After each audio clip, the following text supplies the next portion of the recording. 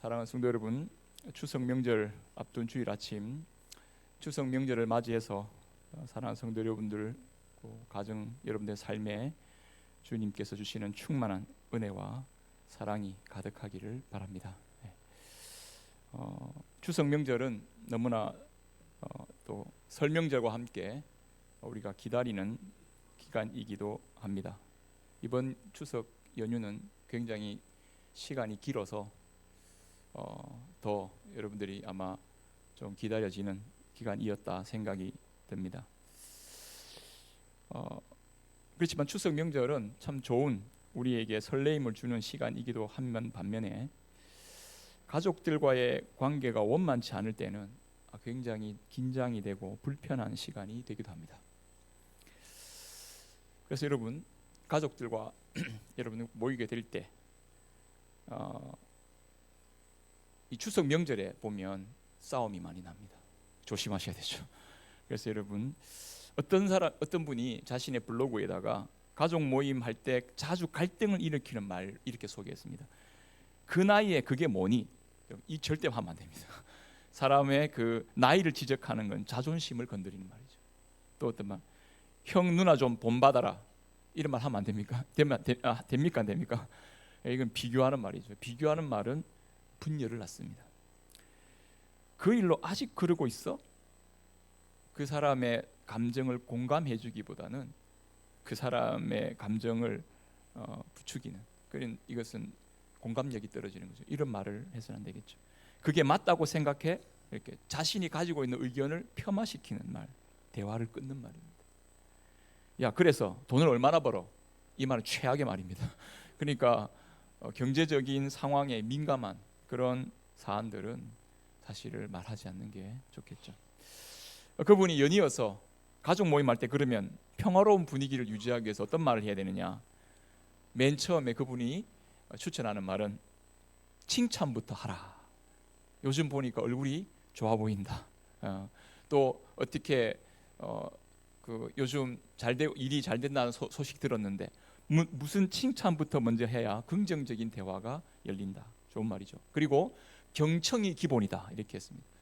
이야기를 같이 들어주는 거죠. 그리고 충고보다는 공감을 택합니다. 그럴 수도 있겠다, 그런 말을 서로 해줄 수 있어야 되겠죠. 그리고 개인적인 서로 간의 일, 개인사를 공개하지 말고 다른 가족들의 개인적인 일들을 서로 말하면서 사생활을 언급하는 것은 좋지 않다. 그리고 화제가 정치나 종교나 재산이나 뭐 이런 것으로 민감해질 때 자연스럽게 화제를 바꾸어서 취미나 일상의 화제로 바꾸는 지혜가 필요하다, 이렇게 글을 적었습니다. 제가 그걸 보면서 그렇다, 이걸 좀 빨리 알았으면 우리 집도 조금 덜 싸웠겠다, 이런 생각도 들기도 한데, 그러나 여러분, 이렇게 조심한다고 해도 가족의 갈등, 이거는 갈등이 없는 가족은 있을 수 없습니다. 제가 지금까지 본 가정에 우리 가족은 화목해요 하지만요, 한번 뒤돌아보십시오. 그 화목을 이루기까지 어떤 갈등을 통해서 이 자리에 왔는지. 근데 여러분, 그래서 저는 여러분들에게 한번 제안하고 싶은 건 이겁니다. 갈등이라는 것은 그것은 없을 수는 없습니다. 그 갈등을 적극적으로 바라보자는 거죠. 갈등은 오히려 전환의 기회가 된다는 것을 여러분들에게 말씀드리고 싶습니다. 이것이 갈등의 미학이다, 이렇게 설명할 수도 있겠는데요, 갈등을 경험하는 각자는 그 갈등을 통해서 새로운 삶의 전환을 이루어낼 수 있다. 이것이 아주 중요한 포인트라고 생각을 합니다. 저는 참 저희 집안이 추석만 되면, 설 명절만 되면 긴장감이 감돌았습니다. 저희 아버님과 저희 큰형님의 그 이상하게 그래 싸우시는 그 어릴 때 도무지 이해할 수 없는 그런 상황, 또 아버님과 삼촌이 또 이렇게 대립하는 상황, 여러 가지를 제가 보면서 언제나 긴장했던 순간들이 있었습니다. 제가 생각했던 가장 큰 갈등, 큰형과 아버지의 갈등, 그 사건이 불거지면서 결국 아버지와 큰형님은 같은 한 집에 살 수 없었습니다. 형님 집에 아버지가 그냥 따로 집을 구하셔서 나가고 각자 따로 삶을 살게 되셨습니다. 저희들 그 상황을 지켜보던 저희 형제들은 무슨 일이 이런 일이 있나 하고 너무 마음 아팠던 그런 순간을 기억하게 됩니다. 그런데 그 갈등이 굉장히 중요한 두 분에게 있어서는 삶의 전환점을 이루었습니다. 각자 자신의 삶을 살아가시면서 형은 형 가정과 아버지는 아버지 홀로 계시면서 자신의 삶을 깊이 돌아보는 시간이 되었고, 결국 두 분이 물론 다시 이 가정으로 돌아온 건 아버님께서 거의 돌아가시 직전에 한 1, 2년 전에 아버님이 다시 형님 집으로 돌아오셨지만 그 사이에 참 놀라운 변화가 있게 되었습니다. 서로를 깊이 이해할 수 있게 되는 시간이 되었고, 그리고 가장 결정적으로 그 아버지와 큰형님, 저는 큰형님과 아버님 세상에다 예수님 믿어도 이 두 분은 예수님 안 믿을 거라고 생각했습니다. 진짜 완고한 분이고 자기 주먹 믿으라고 그렇게 말하면서 사셨던 분들인데, 그런데 그분들이 결정적으로 교회로 나와서 신앙을 가지게 되는 결정적인 계기가 되었습니다. 신앙을 가지기에 가장 어려웠던 이 두 분이 하나님 앞에 신앙을 가지는 계기가 그 갈등의 계기로 이루어졌다. 저는 그 상황을 생각하면서 갈등이라는 것이 또 다른 삶의 전환이 될 수 있다라는 이 사실에 여러분 우리의 모습을, 우리의 삶을 한번 돌아보고 생각해 보기를 바랍니다. 오늘 추석 명절 앞두면서 본문의 말씀이 조금은 생뚱맞은 본문인 것처럼 보입니다. 예수님께서 십자가 지시기 전에 체포되시고 신문 받으시는 내용입니다.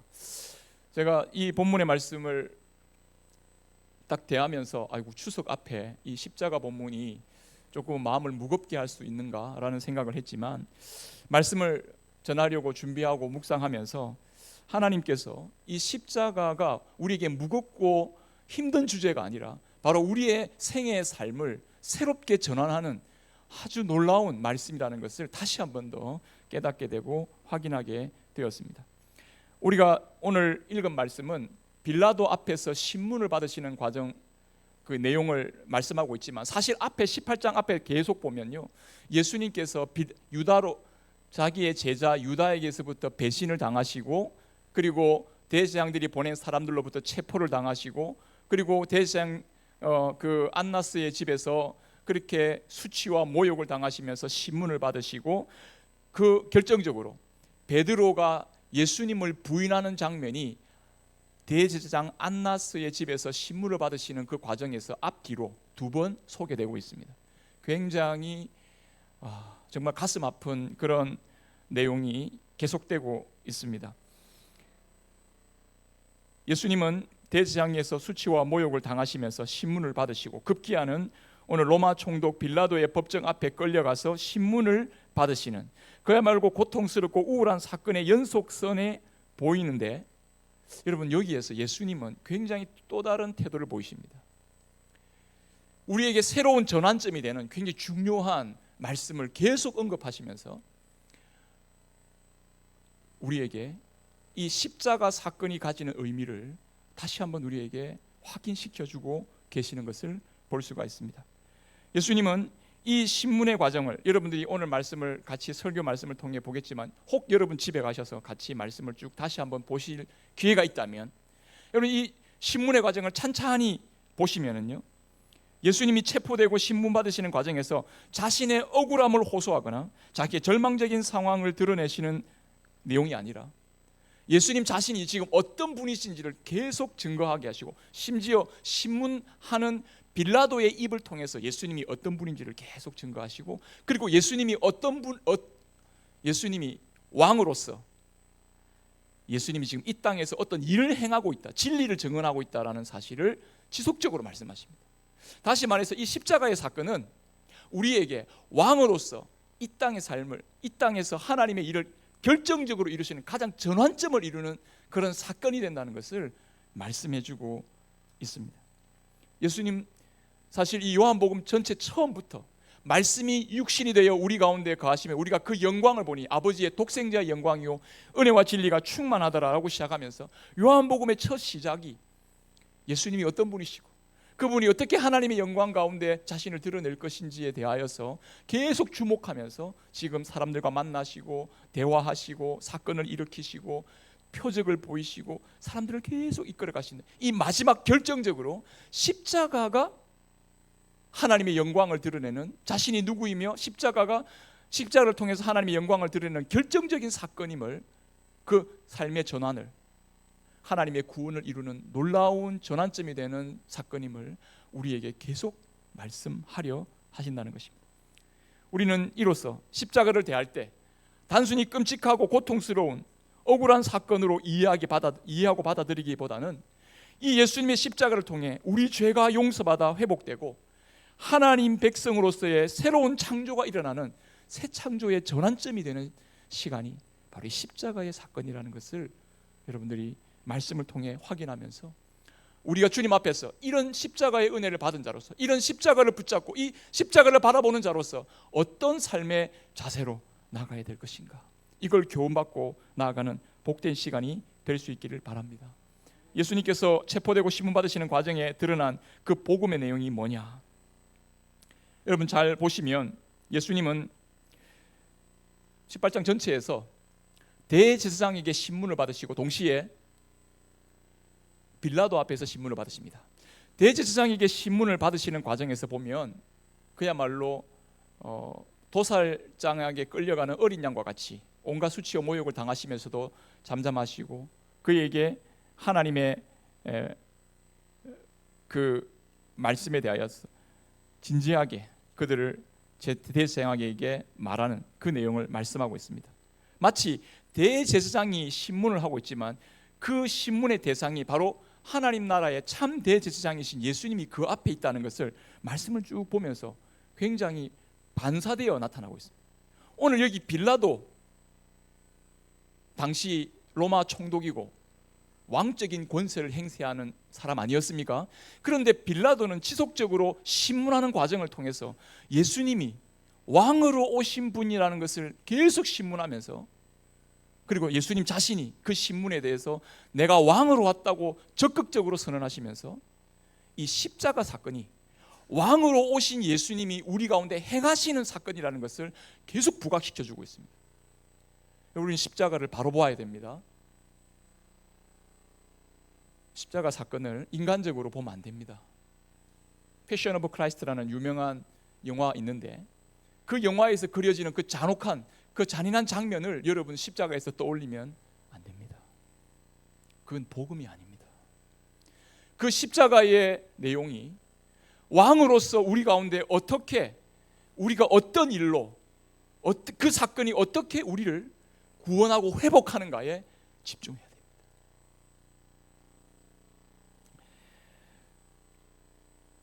예수님이 대제사장 가야바에 의해서 빌라도 관정 앞에 끌려 들어갑니다. 근데 관정 안으로 들어가지 않습니다. 왜냐하면 이 유대인들은 이방인들과 같이 유월절 앞두고는 이방인들과 상종을 하지 않는다. 만약에 유월절과 같이 이방인들이 상종하면 거기에는 큰 불결함이 일어나기 때문에 이방인과의 접촉을 꺼려해서 예수님이 지금 빌라도 관정 바깥에서 빌라도에게 지금 예수님을 고소하고 있는 장면이 나오고 있습니다. 예수님이 빌라도에게 끌려가는 그 상황에서 지금 자기들은 부정을 저지르지 않기 위해서, 의식적으로 부정을 저지르지 않기 위해서 빌라도 관정 안에 들어가지 않지만 사실은 지금 이 유대인들은 하나님이 보내신 예수님을 거절하고 가장 부정한 짓을 저지르고 있으면서 자기는 거룩한 척 하고 있는 상황입니다. 아무튼 유대인들은 예수님을 빌라도에게 끌어갑니다. 왜 빌라도에게 끌어갔을까요? 그냥 대제사장이 스데반을 죽였던 것처럼요, 그 자리에서 공회에서 선포하고 돌로 쳐 죽일 수도 있는 상황인데 왜 예수님을 빌라도의 관정으로 끌고 갔을까? 그것은 단순히 유대인으로서의 이게 아니라 지금 반역자로서, 정치범으로서 지금 몰아가고 있습니다. 다시 말해서 예수님을 유대인 자기들은 왕으로 안 세웠는데 이 사람이 왕이라 주장한다. 로마 황제를 뒤집는 자기가 왕이라고 말하는 그런 자이다. 이는 반역자이다. 이는 반역자는 어떻게 됩니까? 그 자리에 사형이죠. 그리고 또 그 당시에 가장 끔찍한 반역자들에게 부과하는 십자가형을 통해서 확실하게 예수님을 죽이려고 지금 예수님을 십자가로 끌어가고 있습니다. 그런데 거기에 우리는 오늘 말씀해 보면 이 대제사장들이, 유대인들이 예수님을 빌라도에게 데려갔을 때 빌라도가 이렇게 말합니다. 너희 법대로 너희가 재판하라. 그렇게 이야기하니까 유대인들이 우리에게는 사람 죽이는 권한이 없습니다 라고 말하면서 예수님을 십자가에 매달아야 된다라는 사실로 계속 종용하고 있습니다. 그때 예수님께서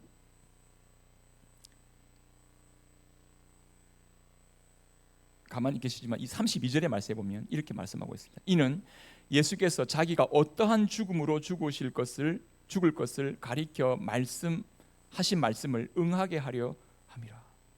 자, 여러분, 예수님이 지금 어떤 죽음을 당하시는가 하는 것은 이미 예수님 자신이 말씀해 오셨던 내용인데요. 요한복음 3장 14절의 말씀, 예수님은 공생의 기간 동안 자기가 어떠한 죽음으로 죽을 것인가를 예언해 오셨어요. 자기의 죽음을 예언하셨는데요. 이 다 같이 한번 읽어보겠습니다. 시작. 모세가 광야에서 뱀을 든 것 같이 인자도 들려야 하니니. 이 들려야 한다는 것은 뭐냐면 십자가에 매달려야 한다는 말입니다. 예수님은 지금 이것을 요한복음 3장뿐 아니라 요한복음 12장에도 자신이 십자가에 들려야 한다는, 이 들려야 한다는 이 말씀을 쓰시면서 자신의 죽음이 어떠한 죽음으로 죽음에 될 것을 스스로 예언을 하십니다. 자신의 말씀이 예언으로 성취되는 자리가 바로 십자가라고 말씀하고 있습니다. 왜? 십자가에 달리는 경우는 여러분, 예수님의 십자가의 죄패에 뭐라고 되어 있습니까? 유대인의 왕으로 되어 있습니다. 왕이라는 직분을 가진 사람이 지금 십자가에 들려 지금 매달려서 죽임을 당하는 겁니다. 그런데 그것이 하나님의 말씀을 성취하는 사건이라고 동시에 말씀하고 있습니다. 자, 여러분, 지금 왕이라고 주장되는 이 예수님이, 지금 십자가에 자신이 들릴 거라고 자기 죽음을 예언했던 이 예수님이 과연 무엇을 이루시려고, 어떤 하나님의 뜻을 이루시려고 지금 이 십자가의 길을 예언도 하시면서 직접 그 앞에 맞닥뜨려 가십니까? 지금 여기 보면 예수님이 신문을 받으시는 과정이나 십자가 지는 과정에 절대 수동적이지 않으세요. 적극적으로 자기가 십자가를 지고 있습니다. 여러분, 빌라도가 어떻게 합니까? 나중에 보면요, 어떻게 했든지 나중에 예수님을 무죄로 인정합니다. 무죄로 인정하지만 군중들이 예수님을 십자가에 못 박으라고, 너희들이 바라바를 내어줄까 예수님을 내어줄까 이야기할 때 강도 바라바요 하면서 예수님을 십자가에 못 박으라고 합니다. 여러분, 이 이해할 수 없는 재판, 이것이 이루어지는 과정에서 도대체 하나님은 어떻게, 하나님은 무슨 하나님의 뜻을 우리 가운데 나타내 보이려고 하시는 겁니까? 지금 보니까 하나님께서 억지로 끌어가고 계셔요, 이 사건을. 이 빌라도가 재판을 하지만 한번 보십시오. 빌라도가 권위적으로 누구를 못 박아라고 지금 재판할 수 있는 상황이 아닙니다.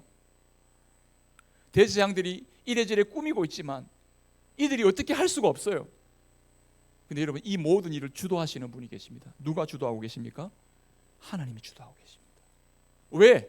왜 이런 자기 아들을 이런 억울하고 말도 안 되는 그런 재판 자리로 이끌어 가시면서 자기 아들을 여기에서 죽도록 내버려 두는 이런 하나님 아버지의 모습이 있는가? 우리는 이 하나님의 뜻을, 십자가에 대한 하나님의 뜻을 바로 알아야 됩니다, 여러분. 이게 우리 신앙의 핵심입니다. 빌라도는 계속 예수님을 신문하면서 여러분, 이 하나님의 뜻이 십자가를 통해 어떻게 드러나는지를 역설적으로 보여줍니다. 뭐라고 예수님을 신문합니까? 네가 유대인의 왕이냐? 예수님은 이 유대인의 왕이냐는 질문 앞에 내 나라는 이 세상에 속한 것이 아니다. 그 왕이란 말을 다시 한번 말합니다. 너희들이 생각하는 로마 제국의 황제와 같은 그런 왕이 아니다라고 못 박아 이야기를 하는 가운데 빌라도는 다시 한번 더 거꾸로 물어봅니다. 그러면 네가 왕이 아니냐라고 물어봅니다. 그러니까 반대 질문을 하는 거죠. 그때 예수님은 이렇게 말합니다. 아니, 왕이다. 그럼 뭐냐? 내 나라는 여기 속하였지 않다. 이 세상 나라를 초월하는 하나님의 나라가 있다는 것을 그 앞에서 명명백백하게 말합니다. 그리고 로마도 민족적 이스라엘도 아니라 새로운 하나님의 나라에 종말종 이 세상에 속하지 않는 나라를 선언하면서 그 나라에 들어가는 것은 진리로 들어간다라고 말씀하고 있습니다. 그 진리가 뭐냐? 그러니까 이 빌라도가 너무 궁금하게 진리가 뭐냐? 예수님 말하지 않습니다. 진리는 뭡니까? 바로 그 앞에 서 계신 예수님이죠. 그래서 예수님은 진리를 묻는 빌라도에게 이 진리는 뭐라고 이야기합니까? 무릇 진리에 속한 자는 내 음성을 듣느니라. 사랑하는 여러분, 예수님은 진리로 세워지는, 창과 칼로 세워지는 나라가 아니라 진리로 들어가고 진리로 세워지는 나라의 왕이심을 여기에서 선언하고 계십니다. 예수님이 이 십자가를 통해 지금 정언하려고 하는 진리가 뭡니까? 예수님께서 이 십자가를 통해 우리 가운데 드러내고자 하는 진리가 무엇입니까? 재판이 진행되어져 갈수록 이 사실이 더욱 명백하게 드러나는 것을 볼 수가 있습니다. 그것은 바로 예수님이 십자가에 죽으시는 사건은 십자가에 못 박히시는 것이 아니라 들여 올려지는 사건이고, 왕이신 예수님이 왕다운 왕으로서 즉위 되는, 여러분 이 들여 올려진다는 건 뭐냐면 왕으로서 즉위식을 말하는, 왕으로서 즉위 된다는 거예요. 여러분 십자가에 매달리는 것이 왕으로서 즉위하여서 왕적인 행사를 하는 거라는 거예요. 여러분 이것이 진리입니다. 아니 어떻게 십자가에 예수님이, 그거는 끝났잖아요. 죽었잖아요. 죽잖아요. 가장 실패했잖아요. 가장 비참한 자리잖아요. 그런데요, 그 십자가가 예수님이 왕으로서 우리 가운데 행하시는 놀라운 자리라는 것을 역설적으로 말씀하고 있습니다. 그 상황이 어떤 상황입니까? 그건 바로 역전 현상이 일어납니다. 사람들이 주도하여 예수님을 창으로, 칼로, 그리고 못 박아 죽여 없애려고 하지만 예수님은 십자가의 그 자리에서 하나님 나라의 왕적인 능력을 드러내는 놀라운 일이 그 가운데 일어나고 있습니다. 여러분 여기 보면 두 가지 차원으로 설명이 될 수 있습니다. 첫 번째는 뭐냐면 예수님께서 십자가를 지시는 과정에서 지금 계속 예수님과 신문하면서 결론적으로 빌라도는 이렇게 말합니다. 나는 아무 죄도, 이 얘기에서 아무 죄도 찾지 못했다. 여러분 아무 죄도 찾지 못했다고 재판이 났어요. 그럼 어떻게 됩니까? 석방이 돼야 되잖아요. 그런데 아무 죄도 찾지 못했는데 여기 강도 대신, 바라바 강도 대신 예수님이 십자가에 못 박히는 형벌로 여러분 이게 판결이 납니다. 아무 죄가 없는데 강도 바라바 대신에 십자가에 못 박히는 것으로 판결이 난다니까요. 자, 여기에 십자가를 통해 드러나는 하나님의 진리가 있습니다. 우리는 여기에서 주목해야 될 내용이 있습니다. 이 모든 것을 주도하시는 것이 하나님이라고 우리가 이 말씀을 통해 그 은밀하게 드러나시는 하나님의 모습을 본다면, 여러분 이 재판장에서 재판장은 진짜 재판장이 누굽니까? 여러분 이 진짜 재판장이 누구시죠? 빌라도가 재판장 같지만 진짜 재판장이 누구십니까? 하나님이십니다. 그런데 자기 아들을 앞세우고 자기 아들에게 강도 대신에 자기 아들을 십자가에 내어주고 있는 아버지 하나님이, 재판장 대신 아버지 하나님, 도대체 무슨 뜻으로 그렇게 행하고 계십니까? 여러분, 법정에 이런 게 있습니다. 일사부재리의 원칙이라고 있습니다. 들어보셨습니까? 한 번 재판이, 한 사건으로 이루어진 재판은 대법원에서 이게 결정이 딱 나면요, 법원에서 결정이 나면 다시금 그 재판을 소환할 수가 없습니다. 그 사건에 대해서는 이미 결정이 났기 때문에 다시 소환할 수 없어요. 한 번 사건으로 재판이 이루어진 재판은 다시는 재판하지 않습니다. 이게 일사부재리의 원칙입니다. 지금 예수님은 하나님의 재판장에서 재판이 이루어지고 재판이 결정이 났습니다. 어떻게 해요? 네가 죄인을 대신해서 강도 바라바를, 아니 모든 죄인을 대신해서 네가 죽는다 하고 재판을 내리시는 겁니다. 이 재판 결과에 의해서 누가 살아납니까? 강도 바라바가 살아납니다. 죄인이 살아납니다. 그런데 누가 죽습니까? 예수님이 죽습니다. 이 재판의 결과가 우리에게 말하는 게 뭡니까? 이 재판의 결과가 우리에게 전하는 진리가 뭡니까? 이제 우리는 하나님의 재판장 앞에서 우리가 죄인으로 죽는 사람들입니까? 예수님 때문에 의인으로 사는 사람이 된 것입니까? 여러분, 우리는 죄인입니다. 명백한 죄인이고 죽어 마땅할 수밖에 없는, 하나님의 재판장에서 말할 수도 없는 상황, 그 죄인이 예수님이 나를 대신해서 바로 죄로 정함을 받아 죄인으로 거기에 죽는 자리, 십자가는 어떤 자리입니까? 나를 대신하여, 우리를 대신하여 예수님이 대신 죽으시는 자리가 십자가인 줄 여러분 믿고 나가시기 바랍니다. 그렇기 때문에 우리는 이제는 하나님의 재판장 앞에서, 여러분 이제는 하나님 앞에 설 때에 우리는 죄인으로 서는 게 아닙니다. 왜냐하면 우리에 대한 재판은 이루어졌거든요. 우리에 대한 재판은 이미 빌라도 앞에서 재판할 때 우리의 재판이 끝났습니다. 1차 재판이 끝났습니다. 그래서 우리는 이제 하나님 앞에 서면 죄인으로 서는 것이 아니라 의인으로 서는 것입니다. 여러분, 이 놀라운 일이 어떻게 이루어진 것입니까? 이 진리를 믿는 자에게, 여러분, 하나님 나라에서의 그 마지막 재판 자리에서 우리를 죄인으로, 영원한 심판의 자리로 우리를 내모시는 게 아니라 하나님의 영원한 하나님의 나라에서 함께할 자녀로서, 주의 백성으로서 우리를 구원해 주신, 삶의 놀라운 전환을 이루어 주신 사건이 된 줄로 믿습니다. 이 십자가를 주목하고 이 십자가에 나오는 진리에 우리의 마음을 다 열어야. 여러분, 십자가에는 사실은 우리 죄가 걸려 있습니다. 예수님의 죄가, 예수님은 무죄하잖아요. 무죄한 자리에 걸려 있는 그분. 그러나 십자가는 사실은 우리 죄가 걸려 있는 거고, 강도 바라바의 죄가 걸려 있는 거고, 그리고 거기에는 하나님의 엄청난 그 무한한 심판이 쏟아지는 자리지만 동시에 거기에는, 그 이면에는 엄청난 하나님의 그 무한한 헤아릴 수 없는 하나님의 사랑이 우리 가운데 쏟아지는 자리가 십자가의 자림을 잊지 마시기 바랍니다. 이것이 십자가를 통해 우리 가운데 전해주는 진리입니다. 여러분, 이 진리를 붙잡을 때, 이 십자가를 주목할 때 우리의 삶에는 새로운 회복과 전환이 이루어지는 줄로 믿습니다.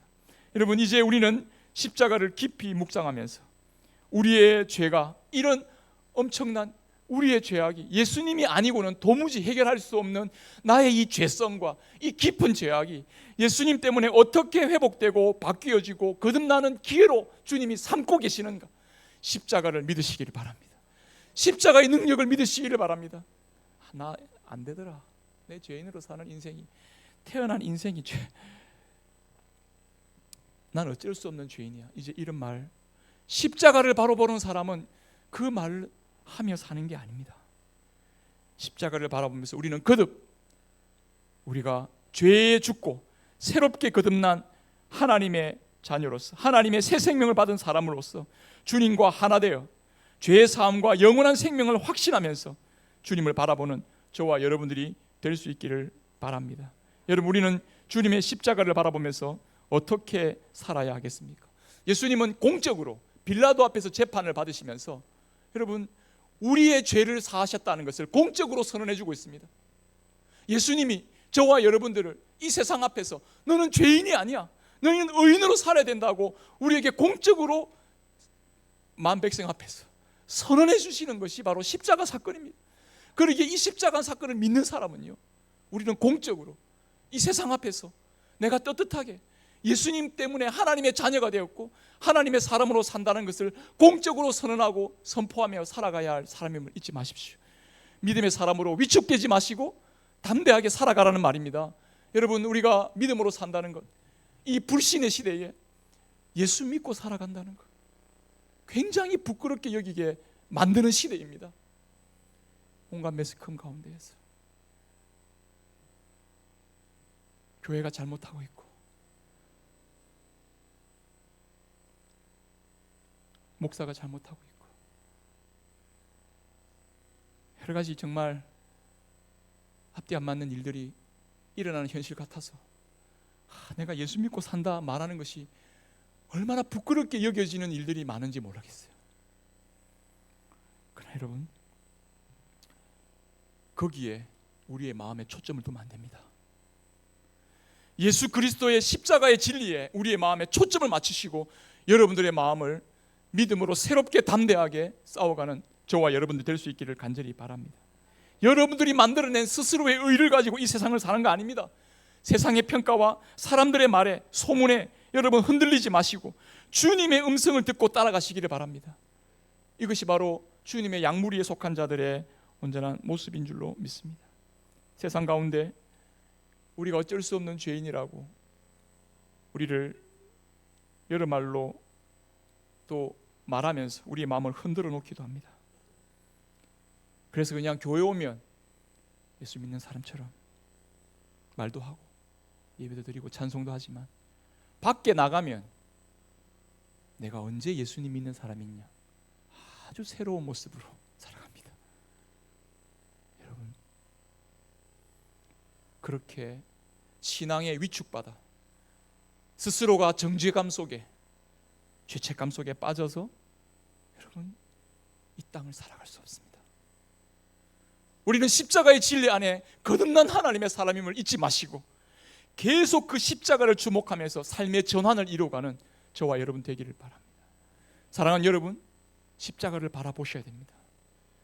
이제 우리 교회가 새롭게 주님 앞에서 전환기를 맞이하는 중요한 시점이라고 목사 개인으로 생각하고 있습니다.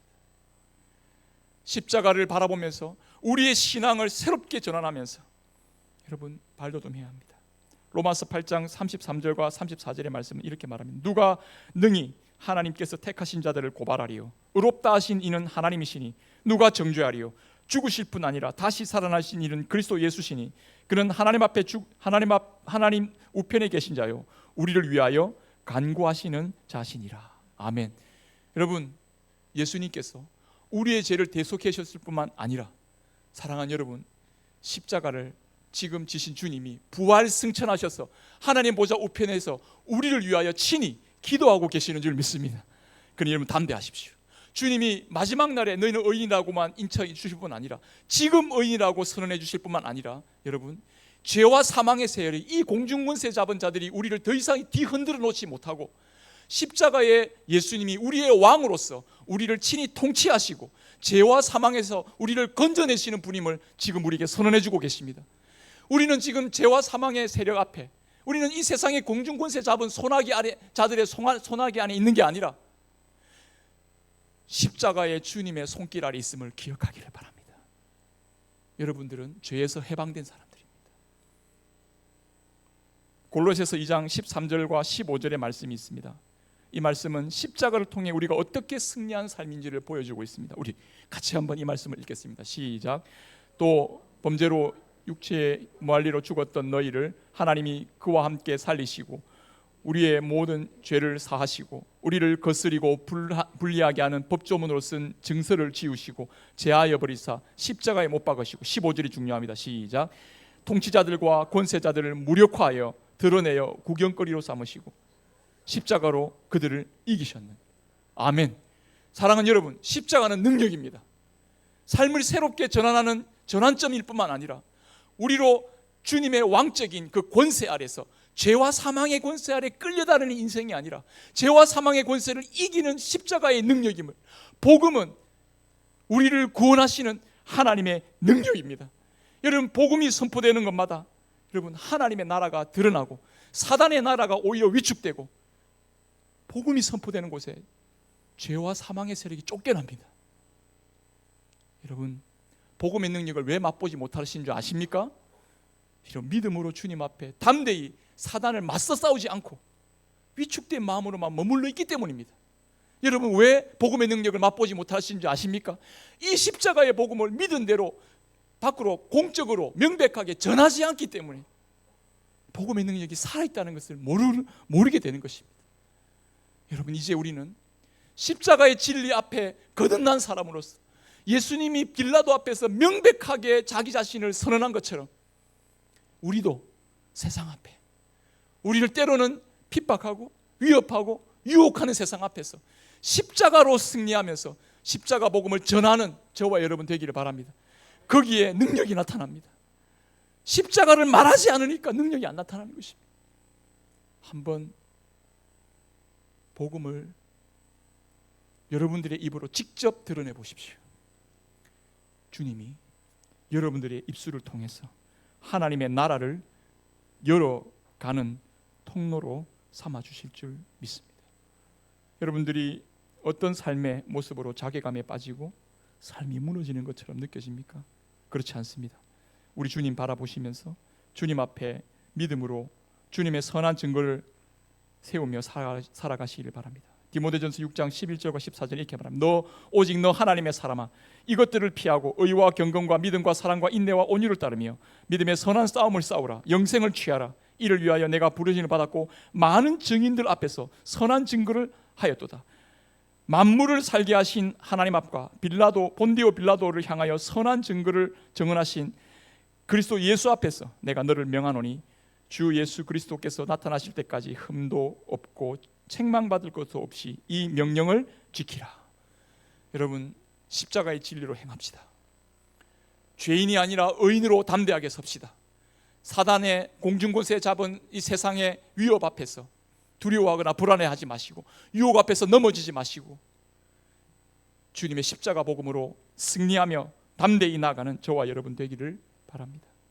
말씀을 마무리하면서 한 그림을 보여주고 제가 말씀을 마무리하겠습니다. 이 그림, 에케 호모, 이 사람을 보라. 빌라도가 했던 말입니다. 이 사람을 보라. 너희들의 왕이다 하면서 이 사람을 보라 하는 이 내용, 굉장히 인상적이어서 많은 화가들이 이 그림을 그렸습니다. 도미니코 페티라는 사람이 이 그림을 그려서 굉장히 그림이 아주 그 십자가에 달리신 예수님에 대해서 굉장히 이렇게 사실적이 아니라 그 어떤 메시지를 담고 표현했는데, 그 메시지가 무슨 내용인지 그림 밑에다가 기록을 했습니다. 그 그림 밑에 무슨 메시지로 이 그림을 그렸는가를 표현했는데, 이게 뭐냐면 이 모든 것을 나는 너를 위해 했노라. 너는 나를 위해 무엇하느냐. 예수님의 표정과 그 모습. 1719년에 한 젊은 사람이 이 그림을 뚜렷하게 뚫어지게 보고 있었습니다. 한 박물관에서 19살 난 이 청년, 이 경건한 청년이 이 그림 앞에 자신의 삶의 방향을 전환하고 삶의 길을 새롭게 나아가는 계기로 삼게 됩니다. 그는 이 십자가에 못 박히신 그리스도, 그 밑에 있는 그 문구에 큰 도전을 받으면서 제가 주님의 십자가 아래 들어갑니다. 제가 십자가의 길로 행하겠습니다. 주님 십자가의 고난에 함께 동참할 수 있도록 인도해 주시옵소서. 이렇게 기도하고 자신의 삶을 헌신합니다. 그는 마음에 감동한 대로 그 19살 난 자신이 부모님으로부터 받던 모든 소유 중에 자신의 삶의 그 땅을 그 백작이었거든요. 이 사람이 백작의 삶을 포기하고 자기 저택을 예배 장소로 내어놓습니다. 체코에서 신앙의 자유를 찾아 떠도는 모라비안 교도를 만나서 자기 영지를 내어놓고 그들과 함께 모라비아 선교회를 조직하여 큰 경건주의 운동을 일으킵니다. 이분이 바로 진젠도르프 백작입니다. 그는 이 모라비안 교도들과 함께 옷깃에다가 큰 문양을 하나 새겼습니다. 뭐라고 문양을 세웠냐면 우리의 어린 양은 승리하셨다. 그분을 따르자. 이렇게 기록하고 그 옷을 입고 다녔다고 합니다.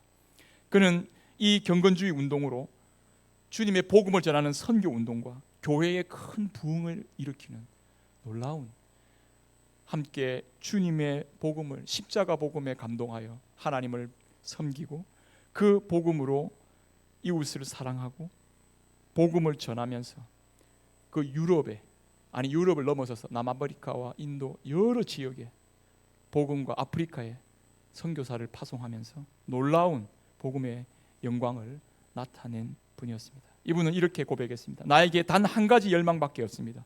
그것은 오직 예수님 한 분뿐입니다. 이렇게 고백을 했다고 합니다.